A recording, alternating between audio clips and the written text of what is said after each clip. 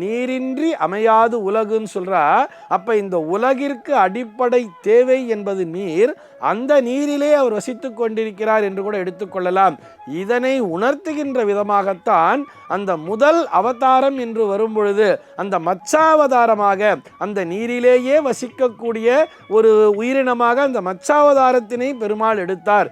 இரண்டாவது அவதாரம் பார்த்தா கூட அந்த நீரிலும் நிலத்திலும் வசிக்கக்கூடிய ஒரு பிராணியாக, அதாவது ஆமையாக உருவெடுத்து, அதுவும் அந்த அவதார நிகழ்வும் எங்கே நடந்ததுன்னு சொல்லி பார்த்தோம்னா அந்த கூர்மாவதார நிகழ்வும் அதுவும் ஒரு சமுத்திரத்திலே தானே நடந்தது. அதற்கு அடுத்தபடியாக வரக்கூடிய அந்த வராக அவதாரத்தினுடைய மகிமை என்று பார்த்தாலும் அதுவும் அந்த சமுத்திரம் சம்பந்தப்பட்டதாகவே தானே இருக்கிறது.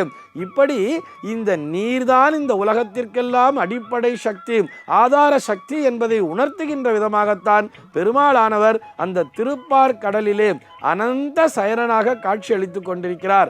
அவர் ஆதிசக்தியாகவும் அந்தமாக, அதாவது நாம் சென்று அடைய வேண்டிய இடமாக பார்த்தோமேயானால் அந்தமாக அந்த கைலாசமும் அந்த பர்வதமும் காட்சி அளிக்கிறது. இவர் நீரிலும் அவர் நிலத்திலே மலை உச்சியிலும் இருந்து கொண்டு நம்மை காத்து கொண்டிருக்கிறார்கள் என்று புரிந்து கொள்ள வேண்டும். இவர் நீரிலே இருக்கிறார், அவர் நிலத்திலே மலையினுடைய உச்சியிலே இருக்கிறார். இப்படி புரிஞ்சுக்கலாமே.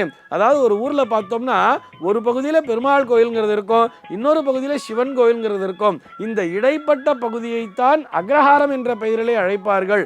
ஆக இப்படி ஒரு நகரத்தில் இருபுறமும் பார்த்தோம்னா அந்த இருபுறத்திலும் எப்படி பெருமாளும் சிவனும் காத்து கொண்டிருக்கிறார்களோ அதே போல இந்த பூமியிலே ஒரு பகுதியிலே நீர்ப்பகுதியிலே பெருமாளும், மற்றொரு பகுதியான அந்த பர்வத மலையிலே அங்கே பரமேஸ்வரனும் இருந்து நம்மை காத்து கொண்டிருக்கிறார்கள் என்பதை புரிந்து கொள்ள வேண்டும்.